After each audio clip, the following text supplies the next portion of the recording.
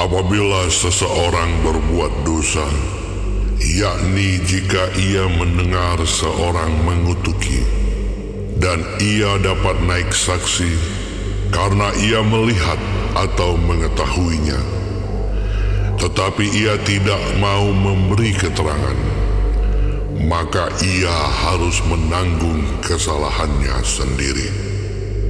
Atau bila seseorang kena kepada sesuatu yang najis, baik bangkai binatang liar yang najis, atau bangkai hewan yang najis, atau bangkai binatang yang mengeriap yang najis, tanpa menyadari hal itu, maka ia menjadi najis dan bersalah.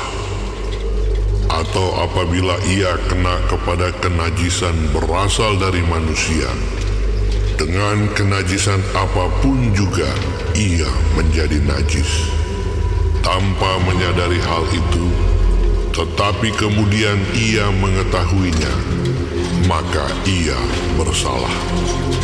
Atau apabila seseorang bersumpah teledor dengan bibirnya, hendak berbuat yang buruk atau yang baik, sumpah apapun juga yang diucapkan orang dengan teledor tanpa menyadari hal itu, tetapi kemudian ia mengetahuinya, maka ia bersalah dalam salah satu perkara itu.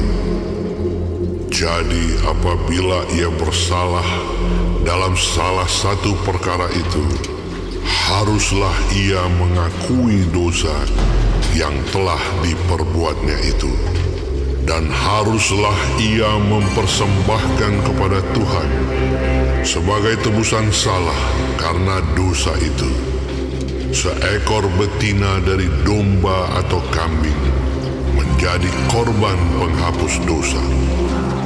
Dengan demikian, imam mengadakan pendamaian bagi orang itu karena dosanya. Tetapi jikalau ia tidak mampu untuk menyediakan kambing atau domba, maka sebagai tebusan salah karena dosa yang telah diperbuatnya itu, haruslah ia mempersembahkan kepada Tuhan 2 ekor burung tekukur atau 2 ekor anak burung merpati, yang seekor menjadi korban penghapus dosa dan yang seekor lagi menjadi korban bakaran. Haruslah ia membawanya kepada imam, dan imam itu haruslah lebih dahulu mempersembahkan burung untuk korban penghapus dosa itu. Dan haruslah ia memulas kepalanya pada pangkal tengkuknya, tetapi tidak sampai terpisah. Sedikit dari darah korban penghapus dosa itu haruslah dipercikannya ke dinding mezbah, tetapi darah selebihnya haruslah ditekan keluar pada bagian bawah mezbah.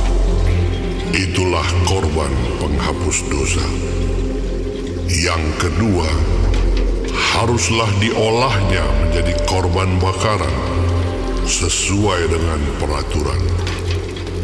Dengan demikian, imam mengadakan pendamaian bagi orang itu karena dosa yang telah diperbuatnya, sehingga ia menerima pengampunan.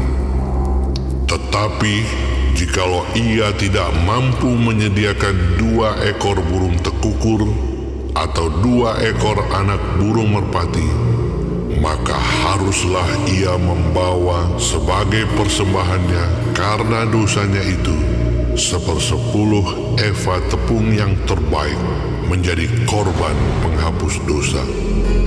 Tidak boleh ditaruhnya minyak dan dibubuhnya kemenyan di atasnya, karena itulah korban penghapus dosa. Lalu haruslah itu dibawanya kepada imam, dan imam itu haruslah mengambil daripadanya segenggam sebagai bagian ingat-ingatannya, lalu membakarnya di atas mezbah di atas segala korban api-apian Tuhan. Itulah korban penghapus dosa. Dengan demikian, imam mengadakan pendamaian bagi orang itu karena dosanya dalam salah satu perkara itu, sehingga ia menerima pengampunan. Selebihnya adalah bagian imam, sama seperti korban sajian. Tuhan berfirman kepada Musa, Apabila seseorang berubah setia dan tidak sengaja berbuat dosa dalam sesuatu hal kudus yang dipersembahkan kepada Tuhan, maka haruslah ia mempersembahkan kepada Tuhan sebagai tebusan salahnya seekor domba jantan yang tidak bercela dari kambing domba, dinilai menurut sikal perak, yakni menurut sikal kudus, menjadi korban penebus salah. Hal kudus yang menyebabkan orang itu berdosa haruslah dibayar gantinya dengan menambah 1/5, lalu menyerahkannya kepada imam.